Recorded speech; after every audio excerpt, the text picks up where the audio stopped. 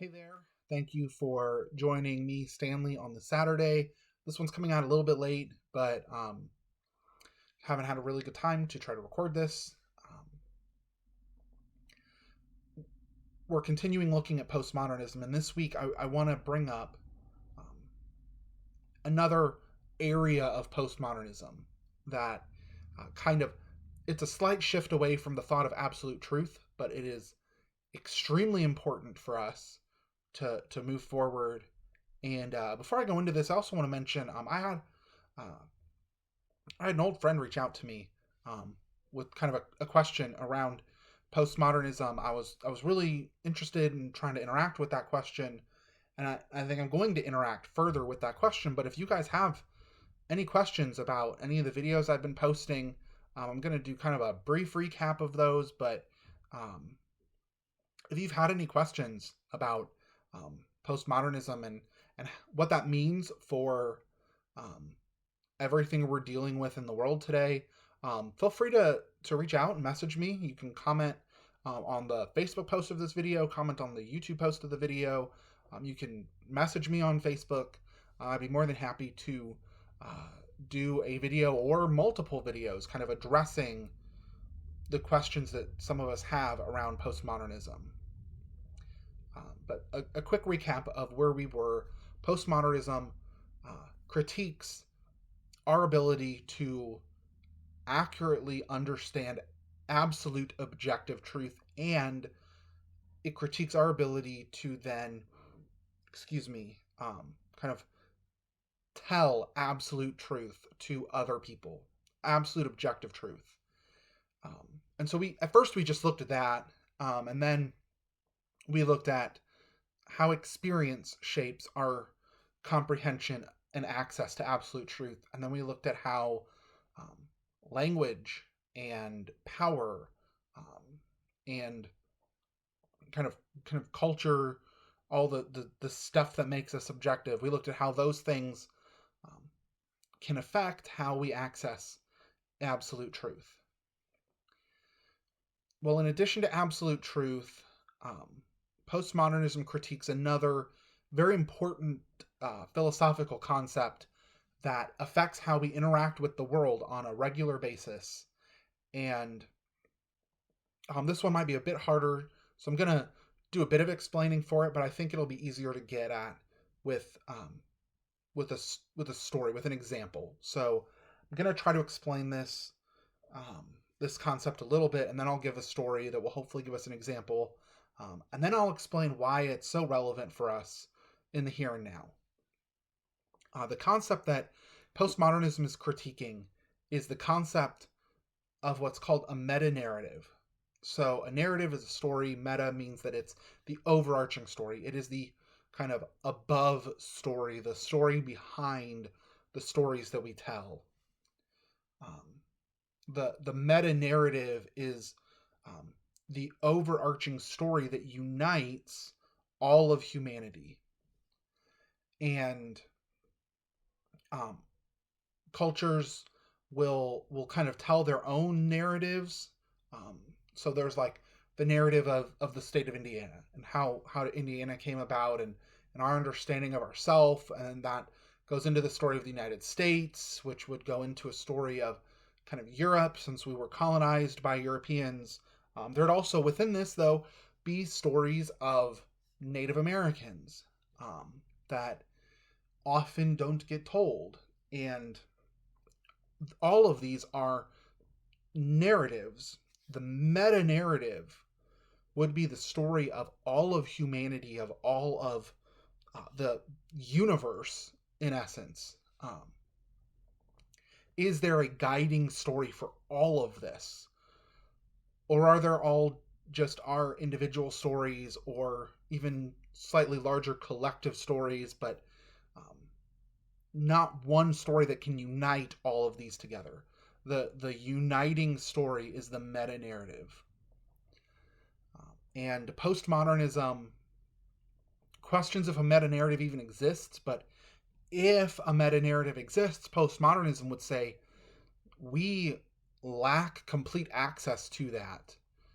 And we will confuse it with our own smaller narratives whenever we try to make a claim toward the meta narrative that is there.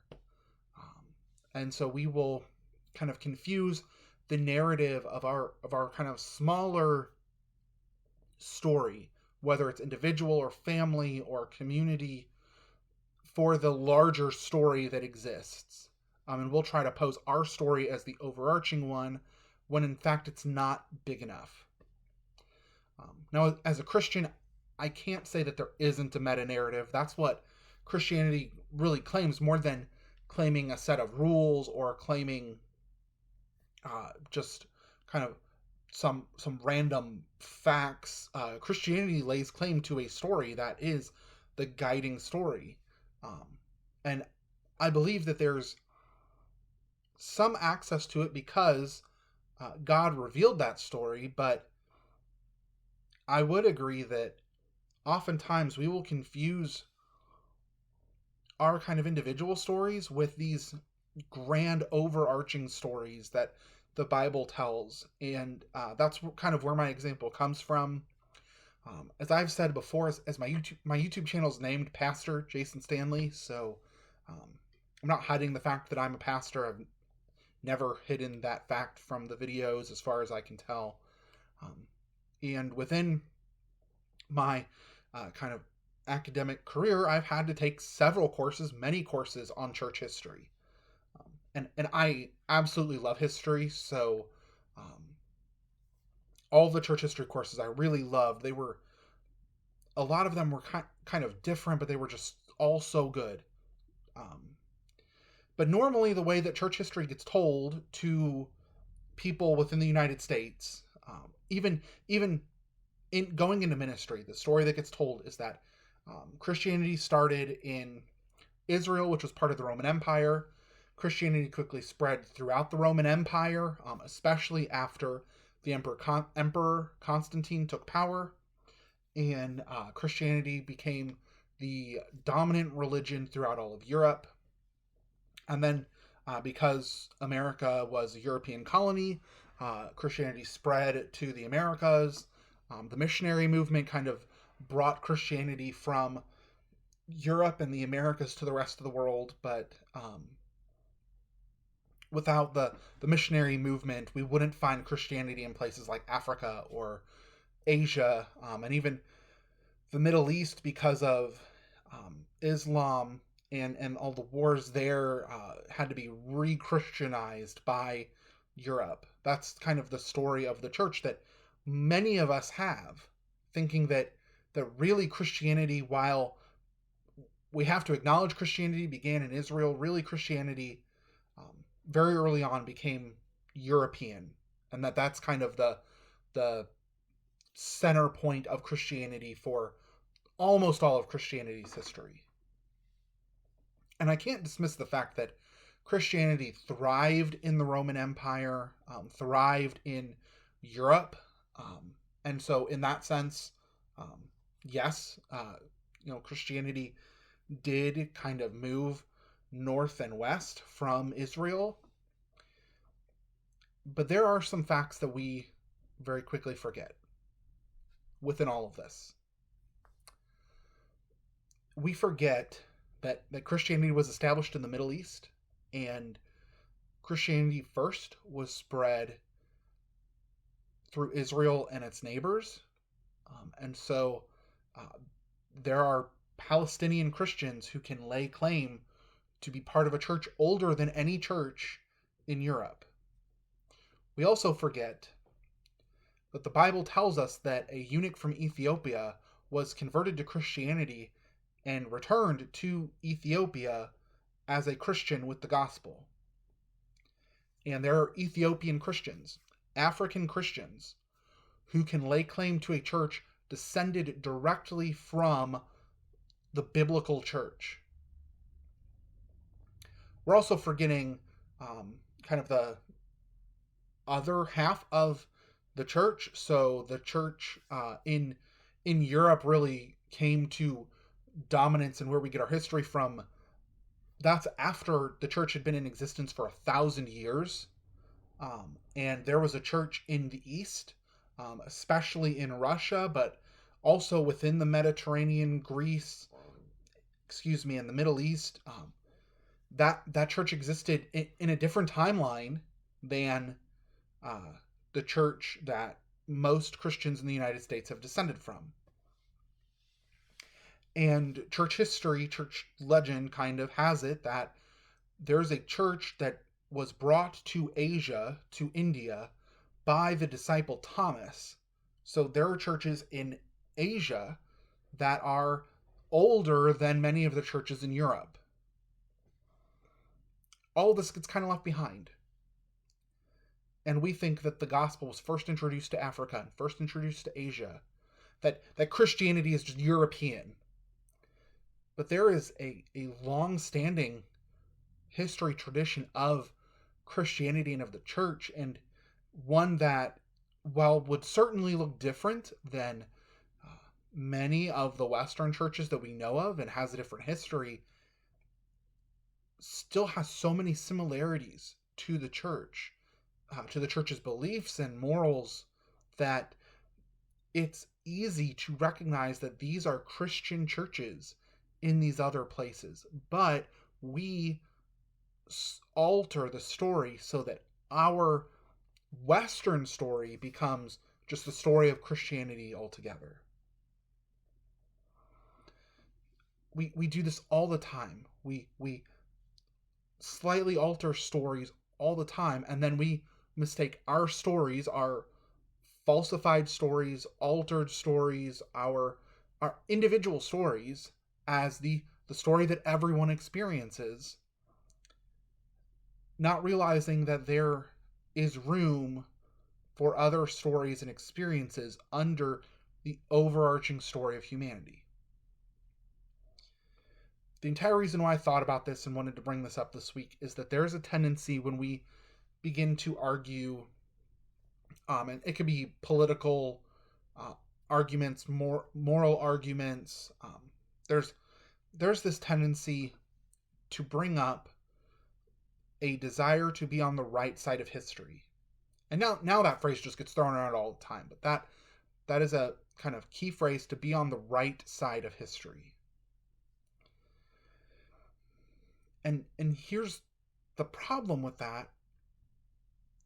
History is one of those, maybe not quite like the single meta narrative, but one of those meta narratives, and we are revising history to be able to easily make claims that, certain ways of thought that exist now represent the same ways of thought that exist in the past that we recognize as right and good. Ways that have helped further humanity and better human people, we say, well, that obviously correlates with this thought now, and it happens to all different types of people. And then we say, well, we don't want to be found on the wrong side of history. But we are living the story right now. We are in the middle of the narrative at this moment. And for us to make any claim about being on the right or wrong side of the story in the future means that somehow we have gained access to the meta narrative that we don't know exists. That's not to say that many of the causes that use this argument aren't valid and good and important for our society, but this argument is completely meaningless. And I think it only does us harm. I think it only does us harm to say we should try to be on the right side of history while we're trying to live it. Because there are so many other ways for us to try to approach interacting with each other and these issues than an argument about a story that none of us have access to. So the next time you hear that, or maybe the next time you think of saying that, just pause for a moment. The next time you're thinking about history or you're thinking about your story, pause for a minute and ask yourself if you can really apply your story to everyone else. And maybe the next time that we're interacting with the Christian story, with the story of the Bible, maybe we should try to figure this out. What is the narrative that we're reading? What's the narrative that we're taking in and understanding? What's the narrative that we're bringing into the text? We bring in our own stories and kind of try to view them into the text. What are those narratives? And what's the overarching story that maybe goes beyond just the story that's there? The overarching story that maybe provides all of the universe with a story to tell. Thanks for joining me. Again, feel free to ask any questions. I'll probably try to do at least one response video, maybe two of them. So please ask me your questions. God bless you guys. Take care.